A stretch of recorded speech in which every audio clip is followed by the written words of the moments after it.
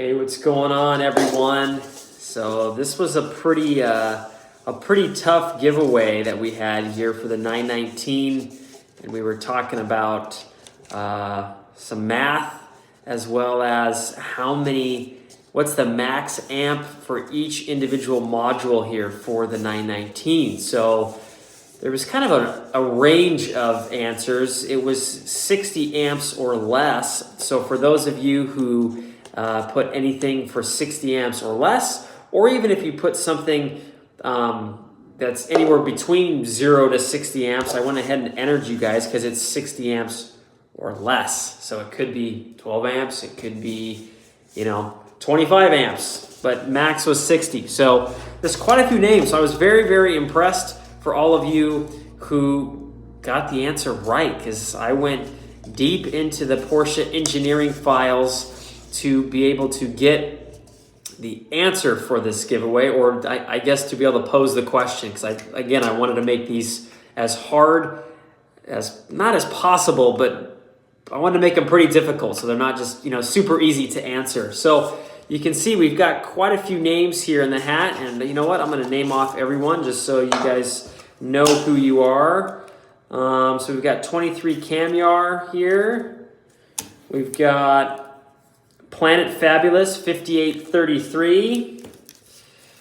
We've got Eric Johnson, which I see you're currently on the live, so hello. Eric Johnson right there. Decido Santos. So we've got you there. Jason Choi, thanks for joining us here. And you're right here, Jason. SBD Racer. There's you. I'm not sure. Annika Shap 9762. So you guys are on there. Carson Steenblock almost got cut off, but you're on there. That's a blank. And then we've got MT Bone 7 and Hoiguo 9652. So thank you for everyone who entered the giveaway and got the correct answer. Again, anything less than 60 amps, I added it. So you guys must have scoured the internet to get the correct answer, which I'm impressed, because I'm all about everyone learning more about Porsche and, of course, continuing that Porsche passion. And I feel like this is one of the ways we can do it.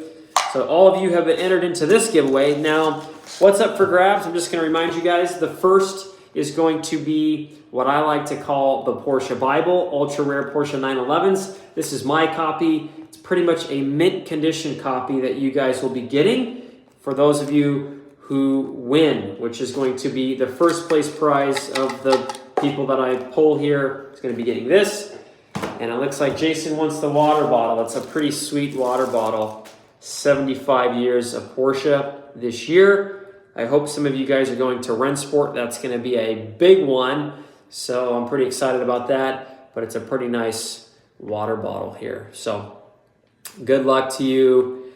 So it looks like Carson wants the Bible, as I call it, and Jason's hoping for this water bottle. So I am crossing my fingers for you guys. So again, just so I'm clear, first place, ultra rare 911s. Second place, 75-year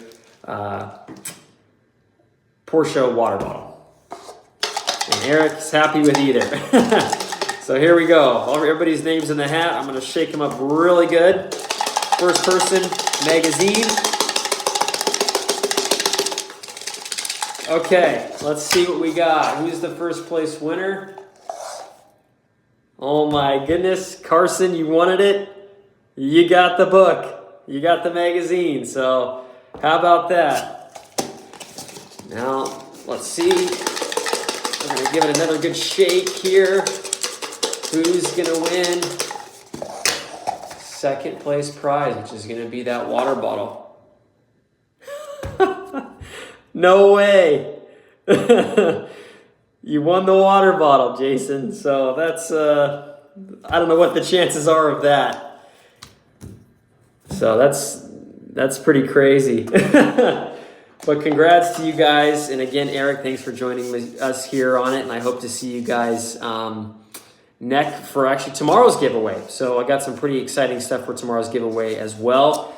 But yeah, so thank you to everyone that's joining me here on the live stream. But I can't believe that you guys both commented that you wanted both those items and you happened to win. So that's pretty impressive. So, but yeah, if you guys have any other questions, we'll just do maybe just a quick Q&A, or maybe have a discussion about Porsche, or maybe whatever you guys want to do for just a couple minutes here. But I'll be reaching out to both of you so you guys can get your prizes. You're welcome. You're very welcome, Jason. So I'll be getting this out to you. So I'm excited about that. So again, if you guys have any questions or anything you maybe want to discuss, for those of you who haven't received any of my giveaways, when you get them, they're going to come in a bag that looks like this. So just be on the lookout. Jason, I know you've won a couple, and Carson, I think you've maybe had at least one. So I already put it in the bag, so we're going to get it prepped for you. Favorite car in the book? Yeah, that's a great question. So my favorite car in this book at the moment, I'm always going through and changing what I seem to like. But at the moment, this book, it's going to be a 993 Carrera RS is my favorite, which we'll flip to that right now. It's not, of course, the rarest car in here, but it's a pretty rare car. Been kind of diving deep into that car here as of late, trying to learn as much as possible. Sorry guys, it's going to be about midway through. So a couple different variants of this car. There was a Carrera RS 993, just the standard car, which never even came to the United States. And then we also had the Carrera RS Club Sport, which there was only about 227 of those. Had a lot bigger wing, a different front splitter, roll cage, no power windows. So there's all kinds of stuff. But I've been, again, diving in deep. So this car that's in this particular magazine that they're showing here is the non-Club Sport version. It doesn't have the wing here in the back, and the front splitter isn't quite as aggressive. Now you could get a regular Carrera RS, and you could get a package that actually put the wing and made it look like the Club Sport variant. Now what's cool about this car, again, never came to the United States, and they only made 1,014, so pretty rare. Again, not the rarest car in the book. Rarest car in this guy was Luis PX, very first 911 turbo ever produced. So that's a very special car. It was a narrow body car, had the plaid interior, plaid side there on the Porsche. Let's see if they have there's an interior shot. So that was a pretty cool car. So that's one of one, and she got it as a birthday present back in the day. And actually it shows you right here the plaque. The very first turbo, and that was a little plaque that was on that car.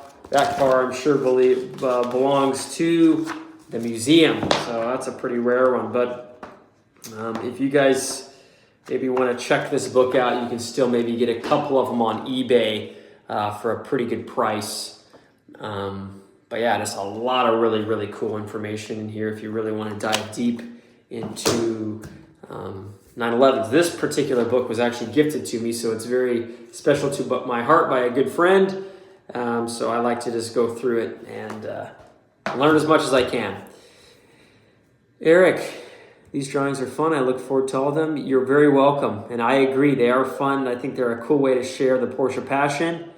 Fastest Porsche on the market right now, whether gas or electric, would be a Turbo S 911 in terms of 0 to 60. I believe Car and Driver tested that car at about 2.4 seconds. Taycan Turbo S isn't too far behind. 0 to 60 is actually almost exactly the same. But as you kind of get into the higher speeds, the Turbo S starts to pull away from the Taycan, as it's very quick from the beginning, and then it starts to lose a little bit of head of steam as it gets going. But that would be the quickest 0 to 60 car. GT3 RS isn't known for necessarily 0 to 60 times more of a lap times, so that wouldn't be quite as fast. Your favorite Porsche now in the lineup available for purchase? That's a great question. I would say my favorite at this point in time would probably be, That's tough. I'd probably go with the GT3 Touring, most likely, or maybe a GT4. I tend to like the Cayman Boxster platform. I love how the car feels. It feels very go-karty to me, and I just feel more one with the car maybe than a 911, but I think I would have to go manual. So it'd either probably be a GT4 or a GT3 Touring, as much as the GT3 RS looks awesome. I don't know, for maybe a Canyon Carver, maybe a little bit too much for me, especially with that rear wing. I mean, that's pretty nuts. It's the first car to have that tall of a rear wing from Porsche. I'm curious, Jason, actually, what's your favorite car currently in the lineup? I mean, they're all great, but I'm just curious what maybe yours would be. And actually, if you guys want to do that, maybe in the comments, just put what your favorite current Porsche that's currently offered is, opposed to, and then if you want, you can put what is your favorite Porsche all time. I'd actually be curious to find that out as well.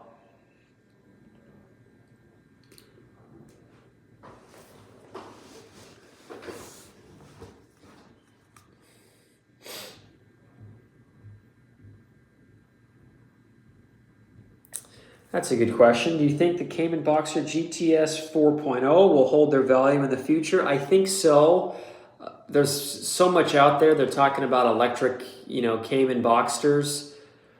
I think what I find interesting is, for the purists, it's going to be very hard for a lot of those people to accept an all-electric Cayman Boxster.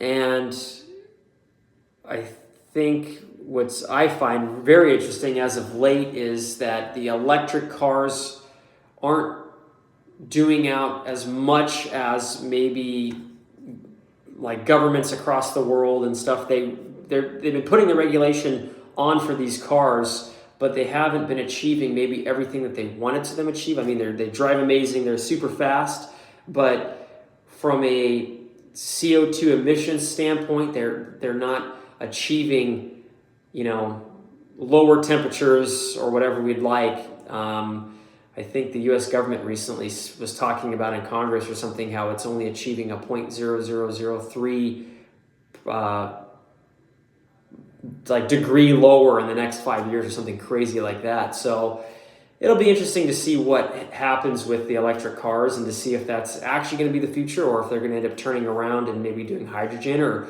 maybe with these Porsche e-fuels that are out of Chile. That'll be very interesting. But that's a kind of a long answer to your question, but I think it probably will, especially if it goes electric. I think people will love the electric 70 or Cayman Box or whatever it may be, but I just don't know how long term those cars, the electric ones, will hold their value compared to the GTS 4.0. So yes, the question is, I believe it will hold its value long term. What else we got? GT3 wing or wingless in my next aspirational purchase. I like it. Now, would you go manual, Jason, or would you go PDK? Cam, what's up? How are you? Thanks again for being part of the giveaway. Sorry you didn't win this one. Keeping my GTS 4.0. Good. I like it. Manual. Yes. To me, that's the way to go. So many different car manufacturers have been getting rid of manual. Manual is definitely the way to go, and it just gives you such a driver experience, even though maybe it's not quite as quick. It's awesome. Eric, yeah, got to do manual. I agree.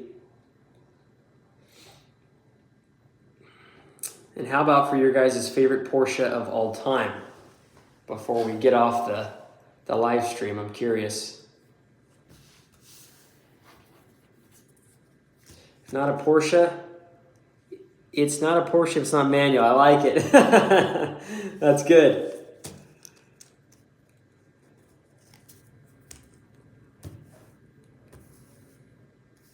So again, if you guys want to put your favorite Porsche of all time. Now, I know for some of you maybe it's always changing and bouncing around, but I'm just curious. 981 GT4 is my favorite by far. Yeah, that's a special car, especially only a 1-year run, 2016. What color? Oh, and thank you. This is one of my very early t-shirts I had. So just has a signature of my logo on the back. Nothing similar today, but thank you. I appreciate it.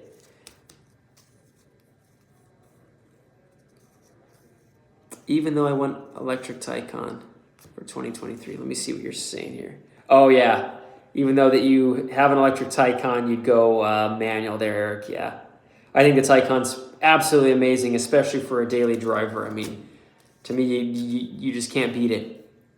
993 Turbo. I like it. I got white and the exhaust sound is unbeatable. I agree. That's another thing, I guess, with an electric sports car is you're going to be maybe missing out a little bit on that sound or just the shifting experience, as Eric was talking about with the manual. Car sounds cool with electric sports sound, but still doesn't quite sound as much if you're having a sports car as a gas or internal combustion car. Let me see. Speaking of 993 Turbo, I want to say we have 993 Turbo S in here. So that's a pretty crazy car. Let's see where are we at. No, we're not quite there.